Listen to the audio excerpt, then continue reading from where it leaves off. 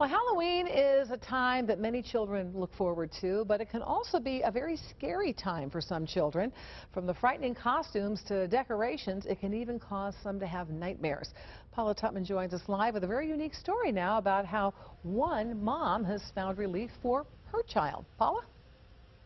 Hi, Ruth. I can't think of a more dreary night for All Hallows Eve. Now, I'm actually live at Troy Historic Village, and here we have stumbled into a coven of witches, warlocks, and gremlins.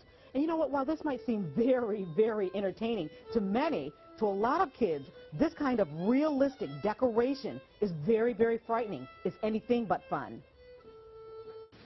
A sleeping child is an angel, but 4 months ago, 3-year-old Lorelei of Wyandotte began avoiding sleep because her nightmares were scaring her to death.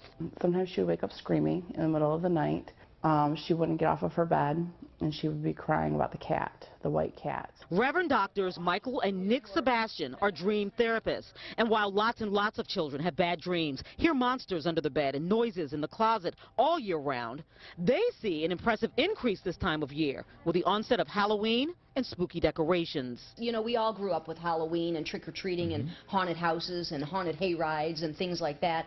But honestly, I mean, it intensifies the negativity. Katie was so concerned about her daughter's haunting nightmares. She would actually look on herself for scratches, and she said, "See, it's right here." And you see it, Mama, you see it, you see it. And to see her that scared and to see her that terrified and as a mom not knowing what to do. She got online and looked for answers and stumbled over the Divine Guidance Institute. When she realized there were dream therapists in her own backyard, she took her daughter immediately for help. And I'm a very spiritual person. I'm a strong Christian as well, so I knew that it kind of had to mesh in some way. Job 1, find out what was causing the nightmares. Certainly right now, there is plenty of stimulus to encourage nightmares. In Lorelei's case, it was a visitor her mother brought into the house. And then Katie, she goes, "Oh my gosh, I had a medium over the other day." Something that medium tracked into the house apparently stayed after she left, and whatever it was haunting Lorelei. But then she was also seeing an entity in the house. It was a little girl, looked like a zombie, dirty dress, messy hair. The dream team came up with strategies to flip the bad dreams. They say these strategies work for children and adults, no matter when they have nightmares.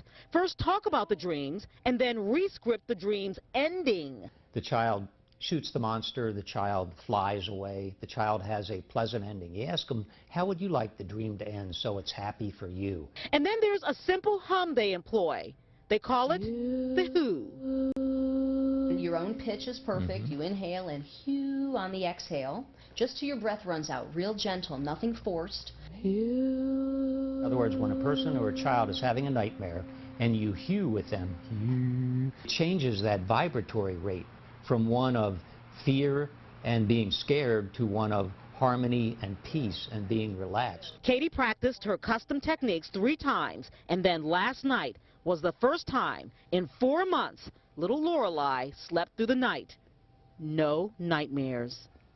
Just try it. Just anybody who's even skeptical or may even feel funny or may think it sounds strange or out of their comfort zone, just try it.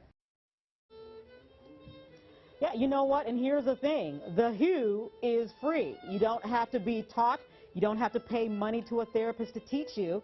You simply have to get in tune with your frequency and say who. And in fact, Ruth, you know what? I got to tell you, I'm a little curious. If anybody wants to try this with their child, I'd love for them to email me and tell me if it works for them.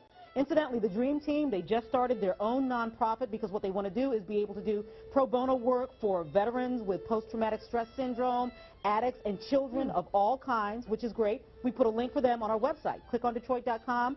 Big thanks, huge thanks to the Troy Historic Village for putting together their coven of witches.